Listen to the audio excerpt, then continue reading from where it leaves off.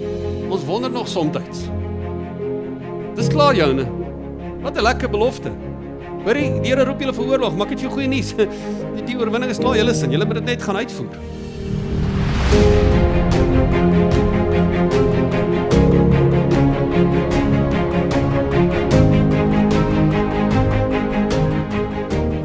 Nou ek gaan net vanaand weer die storie lees, en ons gehoor dat die storie wat ons wil kom leer, en dis net interessant, hierdie klomp Rigters, en ek dink deel van die rede hoekom die boek Rigters vir ons gegee het, ek dink in die naam Rigters, en ons weet in Engels praat dit van judges, maar hulle was nie judges nie, hulle is eintlik, ek dink die Afrikaanse woord beskryf het vir my beter, rigters.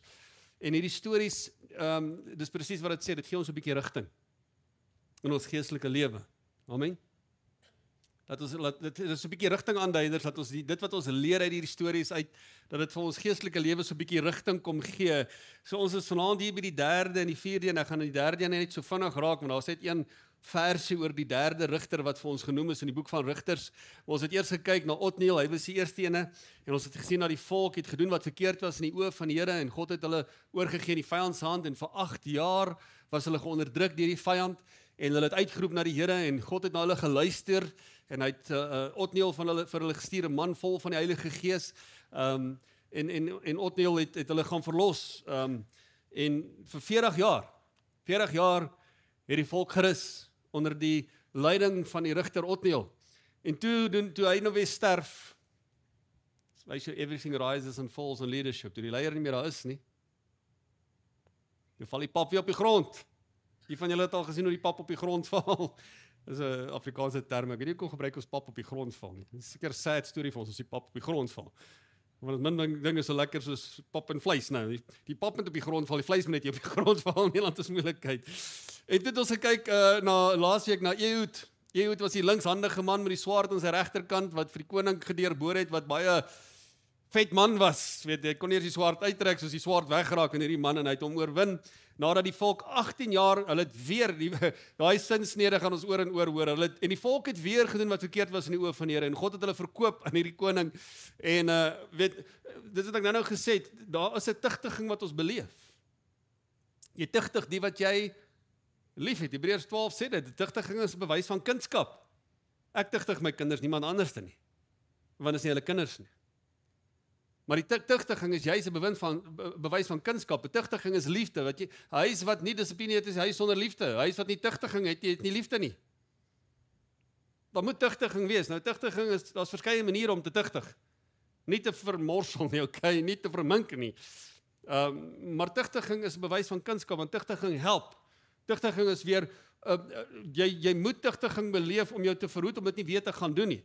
Okay, so kort laat God dit toe, dat hulle weer, weet, onder die hand van die vyand val, en in Ehud se tyd het hulle vir 18 jaar, was hulle onder gevangenskap van die vyand, en God het weer na hulle uitroep geluister, en hy het 'n man met die naam van Ehud opgerig, die linkshandige man, en hulle het onder Ehud se leierskap 80 jaar het die volk gerus. En intussen was die volgende ou, en dit gaan ons lees in Rigters 3 vers 31, daar's nie veel betekenis, en ek dink vanaand, ons gaan so 'n bietjie kyk na die betekenis van name, maar ek sien in van die ander is daar baie wat die name vir ons gesê het, en vandag se storie dink ek gaan nie so seer oor die name se betekenis, ja, is so 'n bietjie betekenis in dit, en Samgar se naam, volgens wat ek gaan ondersoek doen het, is daar nie, eintlik nie veel betekenis aan sy naam nie, maar hierdie Samgar is interessant, hy sê net in Rigters 3 vers 31, toe kom na hom Samgar, is na Ehud, kom Samgar, die seun van Anat, wat van die Filistyne 600 man met 'n osdrywerstok geslaan het. En ook het hy Israel verlos. So hy het 600 man doodgeslaan met 'n stok. Okay, so as jy wil weet hoe lyk 'n osdrywerstok, het ek vir jou 'n prentjie gebring vanaand. So as jy daai prentjie vir ons kan opsit. Dis so 'n osdrywerstok. Dis waarmee hulle die osse beheer. As hulle daai juk op die osse, dan moet hulle beheer. So hulle het 'n stok waarmee hulle die osse beheer. En hy het die stok opgetel en hy het die volk verlos deur sommer so vinnig 600 man dood te slaan met die stok. En hy het die volk verlos. So dis al wat ons weet van Samgar. Ons weet, nou lees ons lees 2 keer in die Bybel van Samgar. Ons gaan sien nou in Rigters hoofstuk 5 vers 6 gaan ons ook lees van Samgar in die tyd wat hy eintlik geregeer het as rigter, hoe intens dit was, wat aan die gang was in Israel daai oomblik, was nie lekker tye gewees, want die volk het natuurlik mos gedoen wat verkeerd was in die oë van die Here, en dan was altyd hierdie intensiteit, en dan moet die Here dit eers kom uitsort, en dit vat altyd 'n oorlog, want jy kan nie die vyand verslaan sonder 'n oorlog nie.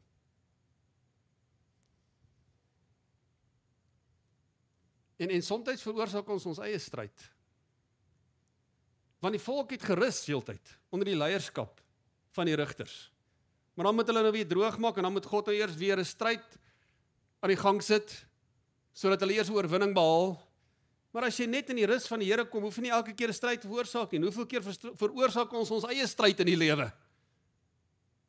Is dan nie julle nie. Is daar weer daai ander mense, ne? Omdat ons nie luister nie, omdat ons doen wat verkeerd is in die oë van die Here.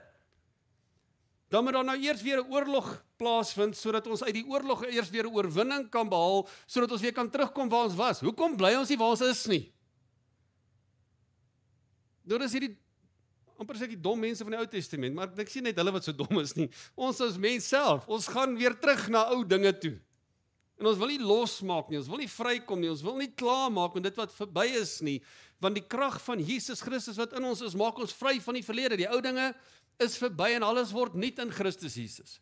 En jy moet dit oor jouself begin verklaar, want ons soms dink ek ons maak die fout dat ons aanvaar onsself maar net vir wie ons is. Ek is nou maar so gebore en so laat staan. Nou, jy kan dit aanvaar en net so aanhou, of jy kan sê, nee, ek hoef nie te bly soos ek is nie. Ek kan verander, ek kan 'n beter ek wees.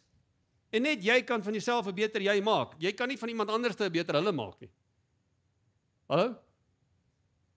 Dis hoekom die woord, en dis wat ek nou genoem het, jy oordeel eers jouself en sê, Here, waar het ek tekortkominge? Waar kom my geloof bietjie kort? Here, waar mis ek dit? Waar is dinge in my lewe wat nie in God se wil en God se plan is nie? En jy moet eerlik met jouself wees en dan moet jy iets daaromtrent doen. En dit kos 'n uitdaging, dit kos 'n stryd, dit kos 'n journey. Daar's nie, soms dink ek ons as charismate is, ons dink gebed is soos 'n magic wand. Kom ons vat gou 'n gebedjie, moep, dan môre is alles reg. Nee, dit kos 'n lewe van dissipline. Dissipline word geleer met tyd. Deur 'n lewenstylverandering en stelselmatig veranderinge te maak. Ons moet leer om gedissiplineerd te lewe, deur die Heilige Gees se inspraak toe te laat, om te sê, Here, ek wil anders te wees. Ek wil nie weer teruggaan na daai ou wee toe nie.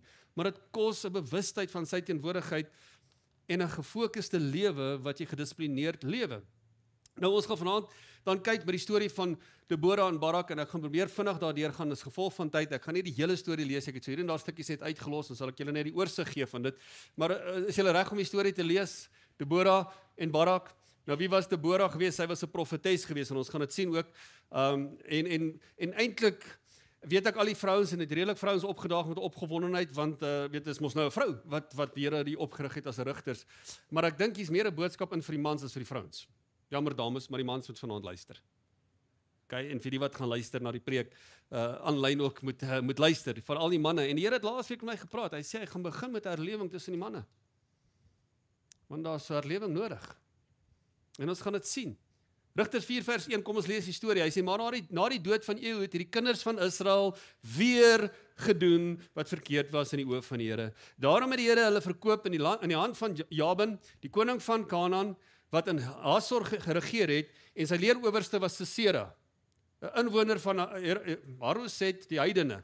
En die kinders van Israel het die Here aangeroep, want hy het 900 eysterwaans gehad, hierdie heerser het 900 eysterwaans gehad, en die kinders van Israel 20 jaar lank swaar verdruk.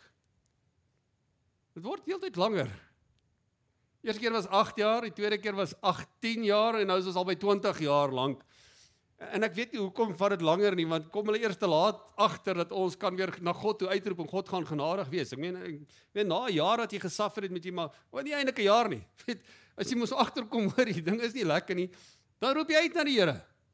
Maar hulle wag, ek weet nie hoekom wag hulle eers. Die eerste keer wag hulle 8 jaar, dan roep hulle nou uit na die Here. Tweede keer wag hulle 18 jaar, dan raak dit nou te veel, dan roep ons uit na die Here. Sal die Here hulle binne die volgende dag gered het? Verseker, want God is genadig en hy wil sy volk red, maar hulle wag elke keer, dan hier, na 20 jaar het hulle na die Here toe uitgeroep. Want hierdie ou het nou hierdie eysterwaans gewaad. Hierdie stond 900 eysterwaans gehad en die kinders van Israel 20 jaar swaar verdruk. En Deborah, die profetes, die vrou van, sy vreemde naam, Lapidot, by my maat nie my Lapidot genoem nie, maar het is Lapidot. Dit is 'n vroulike term eintlik as jy sy naam betekenis kyk, het in die tyd Israel gerig. En sy het gesit onder die palm van Deborah, tussen Rama en Bethel, op die gebergte van Efraim, en die kinders van Israel het na haar opgegaan vir regspraak. So dis die rol wat die profeet geskryf het, of gedien het, uitgeleef het. Die profeet het by die Here gehoor, en die volk het gaan raad vra by die profeet, en dan die profeet die uitleg gegee en die aanleiding gegee van wat die Here se wil is. So het opgegaan en sê, weet jy wat, ons is nou moeg, 20 jaar gaan ons nou onder hierdie druk van hierdie koning, ons het hulp nodig, ons het uitkoms nodig, en hulle gaan raadpleeg die Here deur sy profetes. En sy het gesit onder die palmboom. Weet jy 'n palmboom waaronder jy sit? Dalk het jy 'n palmboom daar kry waaronder jy gaan sit en die Here se stem hoor. Duidelik het sy 'n palmboom gehad wat vir haar ingerig is, en wat sy gaan sit en die Here se stem gehoor het, en Israel het na haar opgegaan vir regspraak.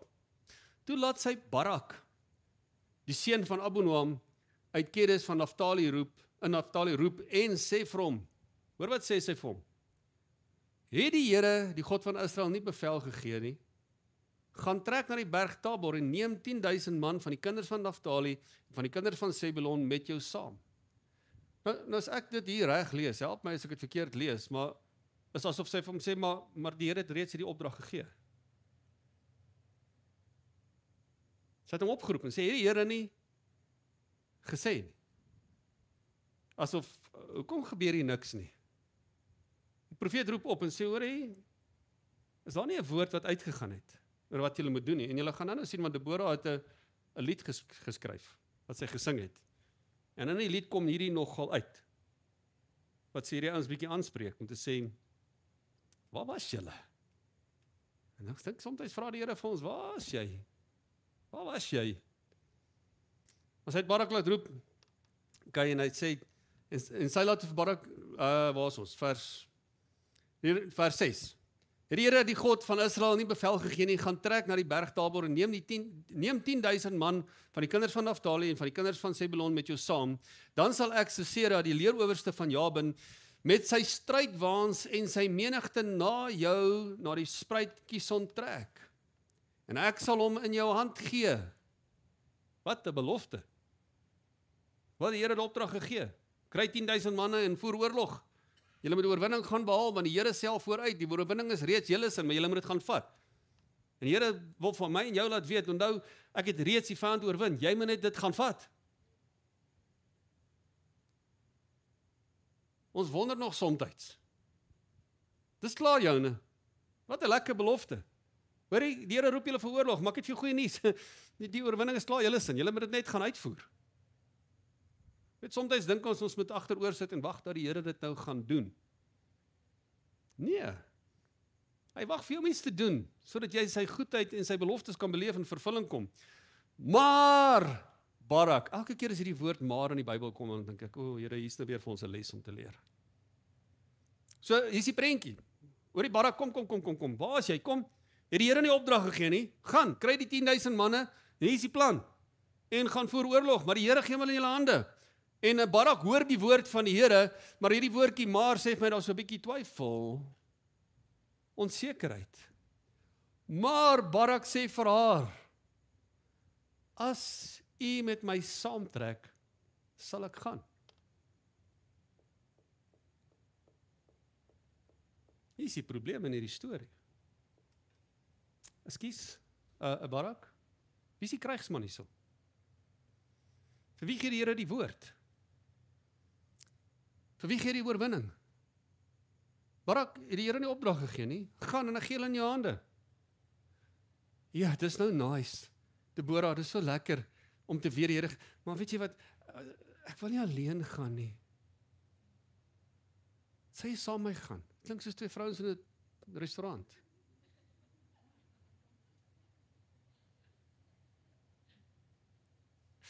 Jy sien, daar's iets van die orde van God wat hier so onver gegooi word. God, ek dink is Petrus wat dit skryf, of Paulus wat dit iewers in sy briewe skryf, hy sê die vrou is geskape vir die man, en die man vir die vrou nie. Die vrou is daar vir die hulp, maar die man is geroep om die oorlog te voer. Die man is geroep vir die deurbraak. En hier is 'n man, great, dankie Deborah vir die woord. Hoekom het hy in die eerste plek nie self by die Here gehoor nie? Maar okay, die Here gebruik 'n profetes, dus sy het die volk geheers op daai tyd, en daar's 'n rede hoekom sy moes heers in daai tyd. Ons gaan dit nou sien. Maar die realiteit is, hierdie ou sê, wow, ek is opgewonde, die Here gee ons woord, ons reageer op die woord van die Here, ons glo die woord van die Here. Maar asseblief gaan net saam. Dis my vrees. Dis my twyfel. Ek is nie so seker as Deborah, jy moet saam met my kom. En duidelik is die Here nie tevrede oor dit wat hy doen nie. Want hier is die reaksie op dit. Okay, ek gaan verseker aan saamgaan, want sy het gesien, hierdie ou is bietjie senuweeagtig. Hierdie ou is bietjie vanuit so nie lekker ruggraat nie, want hy het 'n vrou nodig om saam met hom te gaan. Hallo? Barak? Hy sê, maar Barak sê vir haar, as u met my saamtrek sal ek gaan, maar as u nie met my saamtrek nie, gaan ek nie. Hy is sommer voorskriftelik. So God gee hulle my hand, maar ek kan dit nie doen sonder jou. Presies tog. My arme mannetjie. Lees ek te veel in die storie in? En sy sê vir hom, okay. Toe sê sy, vers 9, ek sal sekerlik met jou saamtrek, maar die eer sal nie joue wees op die pad wat jy sal gaan nie, want die Here sal Sisera in die hand van 'n vrou verkoop. Omdat jy nie ruggraat het nie, my maat, gaan jy nie die oorwinning smaak en die eer kry vir die oorwinning nie. Want jy twyfel in die woord van God. Jy het nodig dat 'n vrou jou handjie vashou. En vir jou sê, kom nou, kom ons gaan, kom. Manne, ons moet bid vir ons manne in hierdie land. Dat hulle weer ruggraat kry, dat hulle opstaan as geloofskrygsmanne. En nie die krikke van die lewe gebruik en sê, ek kan nie sonder my goedjies nie. Kan nie sonder my dingetjies nie. Kan nie sonder my vroukie, wat die geestelike leier in die huis moet wees nie. God gaan die orde weer kom herstel. En ons spreek daar die woord, dat God weer die manne, die hoofde van hulle huise geestelik gaan maak. Want hierdie ou het nie leiding gevat nie.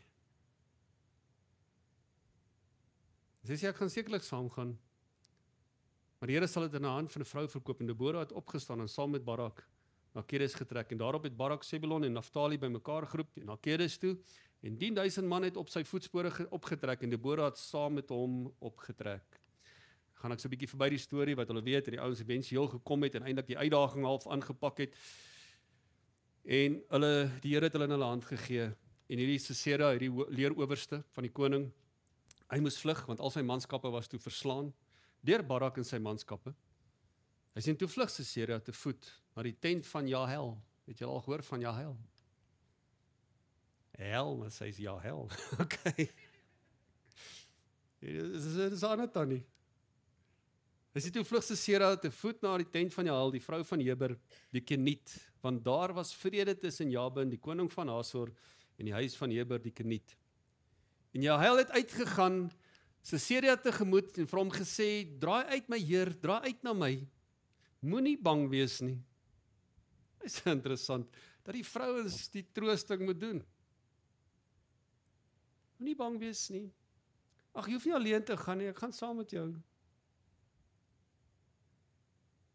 Hy het daar uitgedraai na die tent, en sy het hom met komberse toegemaak. Hierdie vrou werk met 'n plan. Sy maak hom gemaklik. Ag, kom hier so, ek gaan jou 'n bietjie help, want hy is nou op 'n plek wat hy in so 'n toestand is. Weet, hy is nou op vlug. En hier moet 'n vrou weer 'n man help. Want hy kan homself nie help nie. En ag, kom, lê hier bietjie hier, sodat ek jou maar net bietjie kan toemaak in kombersies. Ek weet nie wat se man gaan ons gebruik. Ek het 'n kombersie gebring.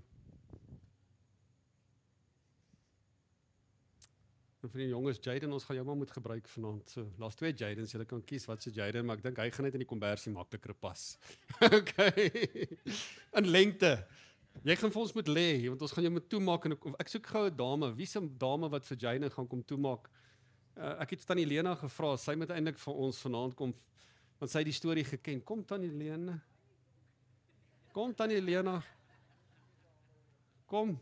Ons het 'n Jael nodig vanaand wat vir ons die storie kom uitleef hierso. So jy moet nou hierso Tannie moet hom nou gemaklik maak, want dan het hom nou genooi en sê kom laat ek jou nou toemaak in 'n kombersie. Man nou in 'n toemaak in 'n kombersie maak jy mos nou die armpies en die beentjies mooi toe, want sy werk met 'n plan hierdie vrou hoor. Sy het hom Tannie moet hom nou mooi toemaak. Lê bietjie so nader aan die kant. Nee, ons gaan nie so gemaklik met kussings nou nie. Die Bybel sê net 'n kombersie. Daar's nêrens 'n kussing hierso nie. Ja, was nou nie so nice Tannie gewees nie. So sy het hom toegemaak. Okay, so daar het sy hom nou toegemaak. En kom ons bly net daar staan. Hy sê ja, het uitgedraai en daarop sê sy vra haar moenie bang wees nie, hy het haar uitgedraai na die tent en sy het hom die komberse toegemaak. Daarop sê hy vir haar: "Gee my tog 'n bietjie water om te drink, want ek het dors." En sy maak toe die melksak oop en laat hom daaruit drink en maak hom weer toe. So sy gee hom toe ietsie om te drink. En hy sê vir haar: "Gaan staan by die tent deur en as iemand kom en jou vra en sê, is hier iemand aan antwoord, dan nee." En toe neem Jael die vrou van Hebner. Haha. Hier raak dit nou lekker. So hierdie ou het nou in die slaap, jy moet slaap broer, maar lê op jou sy. Hierdie kant toe, draai jou gesig hierdie kant toe vir ons. Jy lê op jou sy, maar jy moet bietjie nader lê hierso aan hierdie kant. En sy kom toe en sy het 'n plan van agter. Toe neem Jael, die vrou van Heber, 'n tentpen. Julle lief vir julle seun. En vat die hamer in haar hand.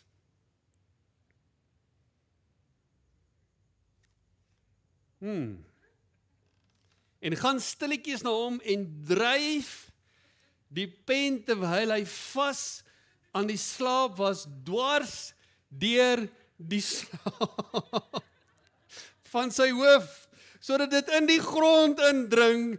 So het hy dan bewusteloos geword en gesterf. Okay. So hierdie tentpen, jy moet nou jou oë moet toe wees broer. Hierdie ding is deur jou slaap. Jy draai jou kop so, hierdie ding is deur die slaap en hy's gone. Okay, dankie Tannie Lena. Kyk, daar's Jael. Die oorwinning behaal. Dwars deur en sy het die bewusteloos geword en gesterwe en kyk, terwyl Barak Sisera agtervolg, gaan Jael uit hom tegemoet en sê vir hom: "Kom, en ek sal u die man wys wat u soek."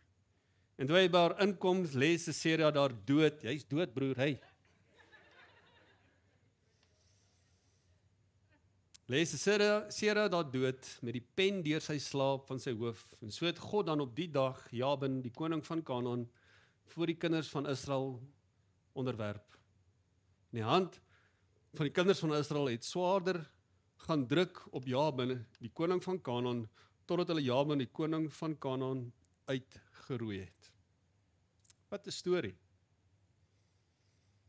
Wat wil ons leer uit die storie uit? Wat wil die Heilige Gees vir ons kom sê? Kry 'n bietjie warm, is reg, haal daai kombers af. Dankie, jy kan opstaan. Interessant. Wie van julle weet wat beteken Deborah se naam nie? Deborah se naam in die Hebreëse taal beteken the bee, die by. En die rede daarvoor is omdat 'n by is 'n simbool, die Engels praat van 'n systematic instinct, sistematiese instinkte.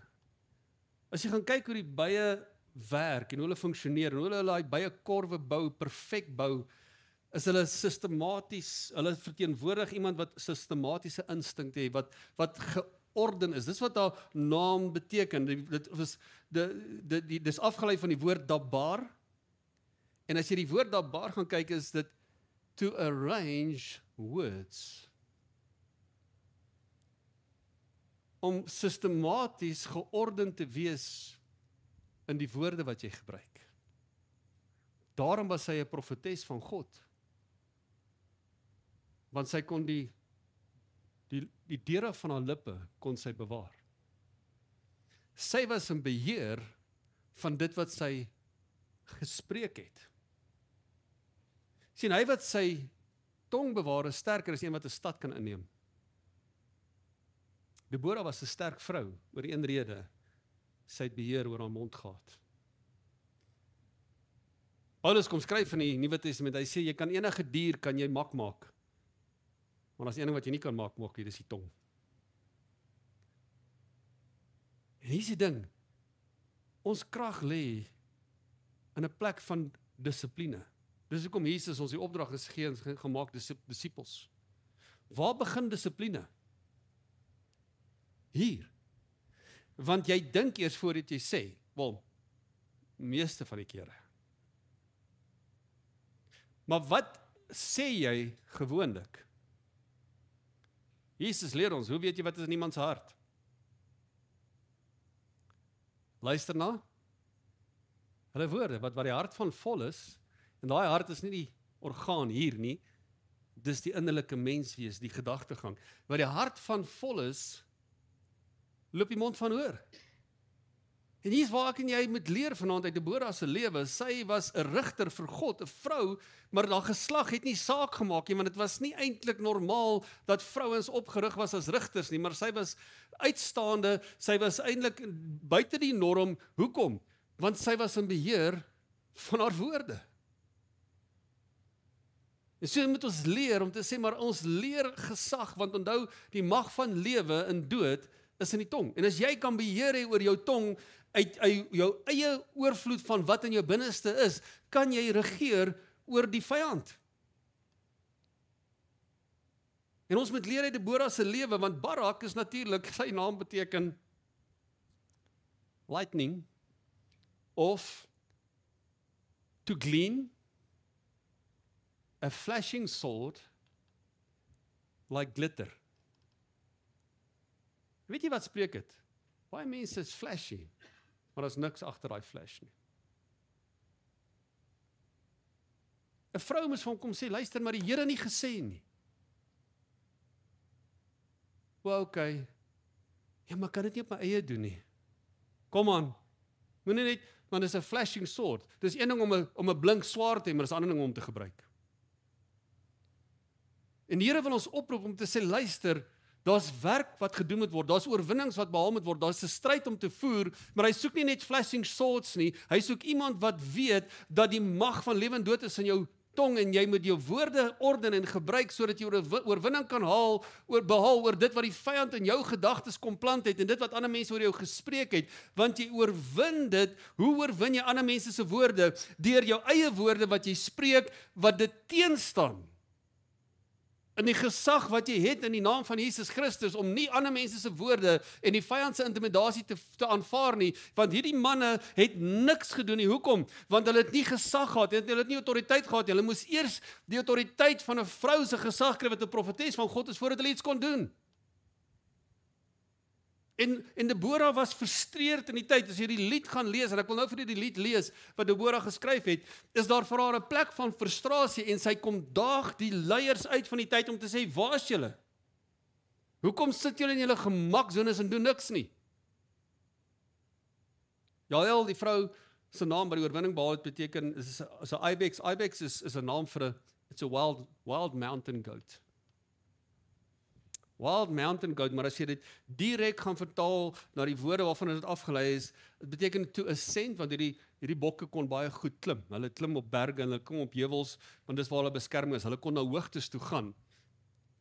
Maar as jy dit direk gaan vertaal, dan kom dit oor die oorspronklike woord is to be valuable.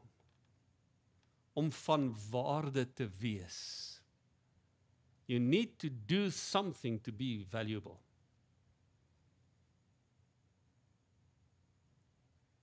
Nothing comes from doing nothing. Hierdie vrou het iets gedoen. Sy het 'n plan gemaak. Sy sê, hoor, hier is 'n oorlog wat oorwin moet word. Hier is iets wat gedoen moet word. Hierdie vyand moet doodgemaak word. Ek gaan iets doen om te doen. Sy het nie vir iemand anders te gewag of iemand anders te geroep of een van haar slawe geroep en sê luister of een van die soldate van haar man, want haar man was 'n koning, sê asseblief kom verslaan. Nee, sy het dit in haar eie hande geneem en gesê ek gaan iets doen. Ek gaan hierdie man doodmaak want hierdie ou is besig om Israel te vernietig. En God gee hom in haar hande. Sy was van waarde vir die volk van Israel en Deborah sing oor haar die lied en daar's geen vrou soos Jael nie. Want sy was bereid om haar hande op te tel om iets te doen. Kerk, daar's oorwinnings wat ons moet behaal. But we need to do something. Te veel aanvaar ons, ag, dis nou maar hoe dit is. Dis nou maar hoe die wêreld is. Dis nou maar hoe ons land is. Dis nou maar hoe hierdie is en dis nou maar daai is. Ons moet dit nou maar aanvaar en so laat staan. Dis 'n barak gesindheid. Die Here het vir ons woord gegee oor ons gemeente. Die Here het vir ons woord gegee oor ons land Suid-Afrika. Die Here het vir ons woord gegee oor ons kinders. Die Here het vir ons woord gegee oor ons huwelike. Die Here het vir ons woord gegee oor ons families. Kerk, wat doen ons oor die woord van die Here? Sit ons maar net in ons wag nou maar vir iemand om iets te doen. En sy het met 'n frustrasie. Hoor wat sê sy? En in Rigters 5 is waar die hoofstuk, die lied wat sy gesing het en ek wil vir die lied lees en ek gaan hom in die boodskapvertaling lees, maar ek wil eers in die ou vertaling, die 53 vertaling wat sy sê. Hy sê in die dae van Samgar, die seun van Anat, in die dae van Jael was die paaie verlate en die reisigers het langs sy paaie gegaan. Dis hoe dit gelyk het in Israel, in die tyd wat hulle gebukkend gegaan het. Maar vers 7, hoor wat sê sy in vers 7, leiers het ontbreek in Israel. Dit was die probleem, dit was die uitdaging. Die oorwinning was nie behaal nie. Hoekom? Want niemand het opgestaan en iets doen nie. Leiers lead by example. Leiers sit nie van 'n afstand af en gee bevele nie. Dis nie goddelike leiers nie. Leiers sê ek staan op en ek doen iets. Leiers vat inisiatief en sê ek gaan mense aan die gang sit. Ek gaan vir mense die voorbeeld stel. Ek gaan iets aktiveer binne mense want en hoe aktiveer ek dit in mense? Ek doen dit self. Sodat hulle kan volg. Paulus skryf dit. Hy sê volg my soos ek Christus volg. Hy's 'n leier wat vertroue het in wie hy was. Ek meen, dit is baie vertrou as jy vir iemand sê, kyk na my en doen dit soos ek dit doen. Dit klink amper arrogant. Maar dit is nie arrogant nie, dit is vertroue in wie hy is. Want hy weet, hy leef nie meer nie, maar Christus Jesus leef in hom. Ek is 'n voorbeeld vir julle, ek het opgestaan en ek doen iets. Ek sit nie en wag vir dinge om te gebeur nie, ek maak dinge gebeur, want dis wat ware leierskap doen. Hulle maak dinge gebeur en dis wat Deborah kom skryf in haar frustrasie in haar lied. Hy sê, leiers het ontbreek in Israel. Ontbreek totdat ek Deborah opgestaan het, ek 'n moeder in Israel opgestaan het. My vraag aan jou vanaand is, in watse aspek van jou lewe het jy leierskap geneem? In watse aspek van jou geestelike wandel het jy leierskap geneem? Waar het jy opgestaan om te sê, ek gaan nie hoop en wonder en hoop my familie kom kerk en hoop hulle kom by Jesus uit nie. Nee, ek gaan sorg dat hulle uitkom. Daar's 'n gesegde wat ons praat, not on my watch. Of jy kan dinge aanvaar om te sê, ag, dis nou maar wat dit is. Ek is nie lus om iets hier aan te doen nie, want dis wat Barak eintlik gesê het en die res van die volk eintlik gesê het. Kom ons lees hierdie lied van hy. Hy sê op daardie dag het Deborah en Barak seun van Abinoam hierdie lied gesing. Toe Israel se leiers voorloop, het die volk hulle vrywillig en met blydskap gevolg toe die leiers voorgeloop het. Prys die Here. Luister konings, hoor mooi regeerders, ek sing tot eer van die Here. Ek eer die Here, die God van die Israeliete met my lied. Here, toe u van die berge van Seir afgekom het en oor die vlaktes van Edom opgetrek het die aarde gebewe onder u groot krag en die hemel het reën gegee, die water het in strome uit die wolke geloop. Waar sy skryf hierso in die tyd toe daar leiers was en opgestaan het. En dis hoekom ek vanaand sê, dis tyd dat die ware leiers weer opstaan. Ek sê nie 'n vrou mag jy leier wees nie, maar God het jou meneer eerste geroep as leier van die huis. As hoof van die huis wat die pas moet aangee. Here, toe u die berge van Seir afgekom het en oor die vlaktes van Edom opgetrek het, die aarde gebewe onder u groot krag. Die hemel het reën gegee, die water het in strome uit die wolke geloop, die berge het gesmeld van vrees voor die Here van Sinai, voor die Here die God van Israel. Hierdie is nou, sy's besig om hierdie lied te sing. In Samgar, seun van Anat, en in Jael se tyd het mense die hoofpaaie vermy, toe die reisigers eerder ompaaie gebruik. Die stede in Israel het leeg gestaan sonder inwoners, totdat Deborah as 'n moeder vir Israel op die toneel verskyn het. Vroeër toe die volk nuwe gode gekies het om te dien, het daar oorlog uitgebreek, maar nie een van die volk se 40,000 soldate het wapens gegryp om te veg nie. So dit sy sê, luister, niemand het niks te doen nie. Hulle het maar net hulle lot aanvaar. Nou skaar ek my aan die kant van die ware leiers van Israel, en by die wat vrywillig kom help veg het. Is jy besig, is jy saam in die stryd, teen die bose magte wat probeer heers?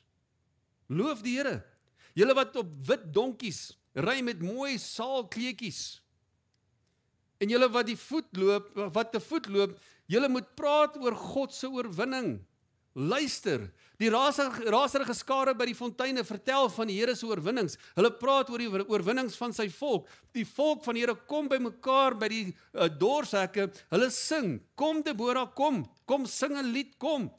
Maak gereed, Barak, seun van Abinoam, vat jou kruisgevangenes weg.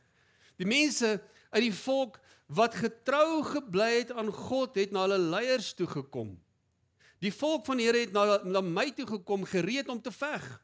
Party het gekom uit Ephraim, selfs ver uit Amalek uit, ook Benjamin met sy mense was daar. Die leiers het uit Makir gekom en die offisiere uit Zebulon. Die leiers van Isaskar het saam met my Deborah gekom. Ja, Isaskar het gekom en Barak ook, en hulle het hom die vallei ingevolg, maar die stam, en hier kom die ding, maar die stam van Reuben was verdeeld. Hulle kon nie besluit wat om te doen nie. Hoekom het jy by die kampvuur bly sit? Bly luister na die wagters wat hulle veetroppe roep. Ja, die stam van Reuben was verdeeld. Hulle kon nie besluit wat om te doen nie. As jy verdeeldheid het, kan jy nie die vyand oorwin nie. Gilead het aan die ooste kant van die Jordaanrivier gebly. En waarom het Dan by die huis gebly? Aser het langs die kus bly sit, hom nie verroer uit die hawestad nie. Maar Zebulon was bereid om lewens te waag in die stryd. Naftali het die dood op die berge in die oog gekyk. Die konings van Kanaan het gekom, hulle het by Tanak, die fonteine van Megiddo, oorlog gemaak, maar hulle het nie oorlogsbyt saam met hulle teruggevat nie. Die sterre van die hemel het ook geveg. Soos hulle deur die hemel beweeg, het hulle teen Sisera geveg. Die Kisonrivier, die oue Kisonrivier, het die vyand meegesleer. Moenie bang wees nie, wees sterk. Toe die perde die aarde laat dreun, soos dit aangestorm kom, vervloek die mense van Meros, het die engel van die Here gesê. Ja, vervloek hulle sonder om hulle jammer te kry, want hulle het nie vir die Here kom veg nie. Ja, in die ou vertaling sê hulle het nie die Here kom help nie. Gelukkig is Jael, sy's Geber, die Kenietse vrou, sy's gelukkiger as al die ander vroue wat in tente woon. Sisera het water gevra en sy het vir hom melk gegee. Heerlike dik melk in 'n pragtige beker. Toe het sy met haar linkerhand, en hier gaan dit so 'n bietjie die detail van net vir ons gegee word. Toe het sy met haar linkerhand 'n tentpen gevat en met haar regterhand 'n hamer, en sy het Sisera daarmee geslaan, sy kop in mekaar geslaan en sy die tentpen reg deur sy slape geslaan. Hy het voor haar voete in mekaar gesak en net daar bly lê, morsdood. Sisera se ma deur die vensters bly kyk en sy het die vensterraam bly staan en vra, waarom kom sy strydwa dan nie aan nie? Hoekom hoor ek nie die geluid van sy strydwa se wiele nie? Haar slimste raadgeefsters het haar geantwoord en gesê, sy het woorde vir haarself bly herhaal. Hulle het 'n groot byt in die hande gekry. Oeps. Die tegnologie, daar gaan ons sommer na die volgende hoofstuk toe.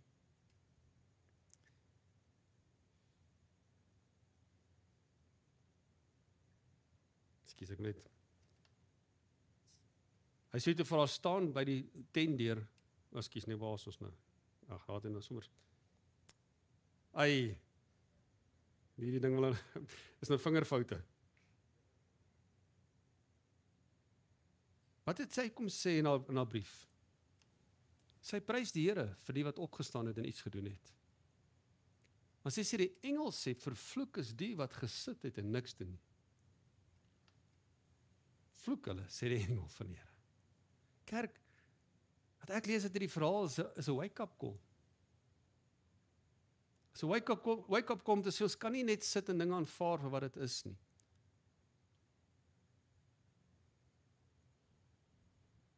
So hulle het 'n groot byt in die hande gekry en hulle is besig om dit te verdeel. Die meisie, 2 of elke soldaat, pragtige klere vir sy sere, pragtige gekleurde weefwerk en die doeke vir my om te dra. Dit is die byt, dis wat haar ma geredeneer het, dis seker kom hulle so lank vat. Mag al u vyande so doodgaan, Here. Maar mag die wat u liefhet, wees soos die son wat opkom en met sy volle glorie oor die aarde skyn. Die wat u liefhet, soos die son sy glorie gee. Hierna was daar 40 jaar lank vrede in die land. Die mans was nie toegelaat om die eer te kry vir die oorwinning nie. Hoekom? Want hulle het nie die ruggraat gehad om te sê ons sal gaan. En ons staan op die woord van die Here nie. Nee, ek sal gaan. Maar asseblief kom saam. En dan kom sy na frustrasie in hierdie lied. Sê Here, dankie, toe daar leiers was, het die volk die goedheid en die oorwinnings van die Here gesmaak, maar toe daar nie leiers was nie. Wat gebeur? Toe is die volk weer vasgevang in slawerny. En sy spreek al frustrasies uit oor die wat nie gereageer het en nie kom help het met die geveg nie. Mag die Here vir my en jou help om 'n ywer in ons harte te hê. Om te sê, Here, ek kan nie sit en wag vir dinge om te gebeur nie. Ek kan nie net sit en aanvaar, dis nou maar hoe dit is nie. Gee my die manne moed, die ruggraat wat ek nodig het, om op te staan op die woord van God. En God, die in die Ou Testament sê, hulle wat nie God kom help het in die stryd nie. Hier is 'n ding wat ek en jy moet aanvaar. Die oorwinning behoort aan die Here. Maar God het geen stryd gevoer sonder die mens nie. Dawid se oorwinning was God se. Maar iemand moes die slingervel swaai. En een man wat bereid was. Omdat hy bereid was om dit te doen, sê God, ek kan deur jou werk. En hier is die ding wat ek en jy vanaand moet leer. As ons bereid is en vertrou op die woord van God, sal ons oorwinning smaak. Maar om te sit en wag en niks te doen nie, gaan niks gebeur nie. Leiers staan op en doen iets. Waar jy is in jou situasie, mag jy eerstens oorgee aan die leiding van die Heilige Gees, wat die beste leier ooit was en nog steeds is. Soos jy onderwerp aan die leiding van die Heilige Gees, gaan hy jou weer kom oprig en jou kom sterk maak. Hef op julle slap hande, sê die woord, en kom doen iets vir die koninkryk van die hemel. Soms kan ons na situasies kyk en sê, dis nou hoe dit is. En ons het empatie, en ag sies tog, ag shame. Weet julle dat empatie nog nooit iets reg gemaak het nie? En ek sien ons moenie empatie hê nie. Maar soms in empatie is ons pateties. Ag shame, dis rof, dis erg. Maar gee my die man of die vrou wat sê ek sal te tent ben deur hierdie vyand se kop. Ek kom vermorsel sy vashou in ons lewe. Ek aanvaar dit nie. Mag ons leer uit hierdie storie uit om te sê, Here, en ja, ek weet dit klink nou, dit is 'n breë storie.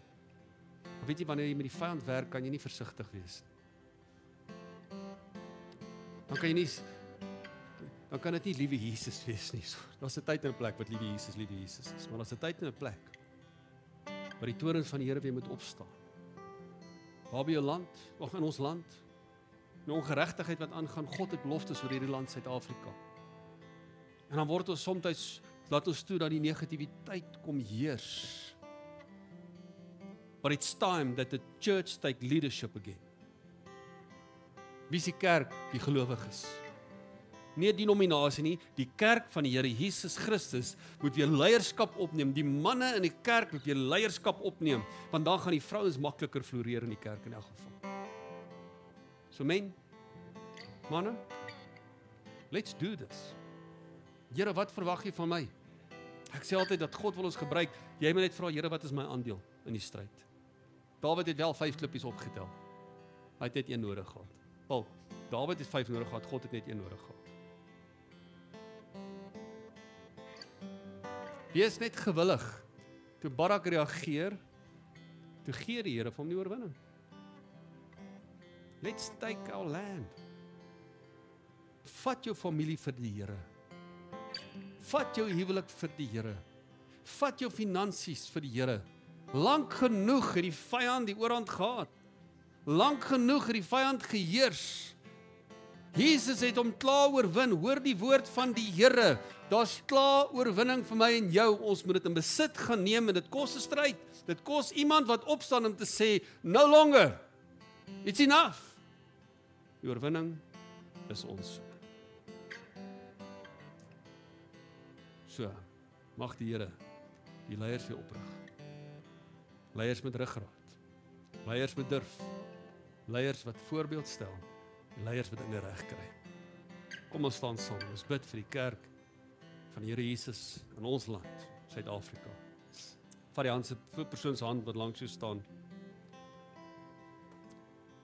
Ons in eenheid staan, want eenheid maak mag.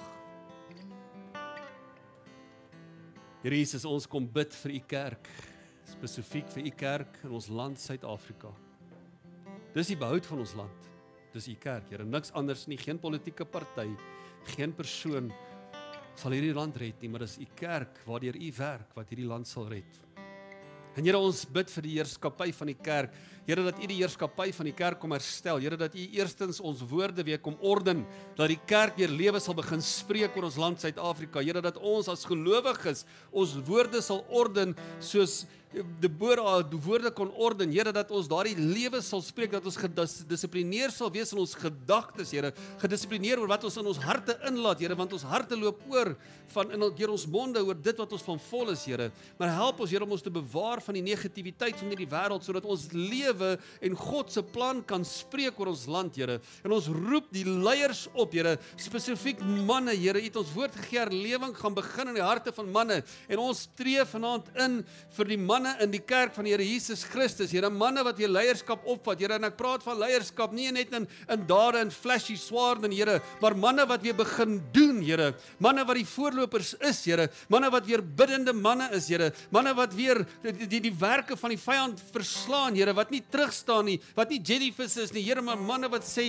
ons kom in die krag van die Seun van God, en ons neem autoriteit deur die gesag van die naam van Jesus Christus, Here, ons neem die grondgebied vir ons koning in, Here, ons is krygsmanne in die koninkryk van ons koning, Here, en ek bid vir die manne van ons land, Here, dat die herlewingsvuur in hulle harte sal brand. Heilige Gees, ons bid dat u manne weer sal bekragtig, dat u hulle weer sal oprig, dat u die slap hande weer kom sterk maak, dat u die ruggraat weer sal kom belyn, Here, sodat manne sal opstaan, Here, en die oorwinning smaak, Vader. Dankie dat ons kan verklaar die vyand is oorwin. Dankie vir die vrouens in ons land, Here. Dankie vir die dames wat opgestaan het en by u gaan hoor het, Here, en daai geestelike leiding geneem het, Here, maar dis vanaand bid ons dat die orde weer herstel sal word, die orde in elke huwelik herstel sal word, Here, die orde in elke huis herstel sal word, dat die man die voorloper die voortou sal neem en die vrou sal floreer in daai plek van sekerheid en sekuriteit, want 'n man is 'n leier in die koninkryk van God, Vader. Ons kom spreek dit, Vader. Van die tye toe die leiers se tekort was, Here, was daar net nederlaag, maar toe die leiers opstaan, toe is daar oorwinning, Vader. Kom rig die ware koninkryksleiers op in u koninkryk in hierdie land, Here, sodat ons met autoriteit die mag van die vyand sal verbreek. En ons bid dit en ons streef vir u kerk in Here Jesus, en u bou u kerk, Here, en ons staan op daardie beloftes, en die poorte van die doodryk sal nie staande bly teen die kerk nie. En ek dank u, Here, vir manne wat opstaan en sê, ek en my huis, ons sal die Here dien. Ons bid dit in Jesus Christus se naam. Amen. Amen.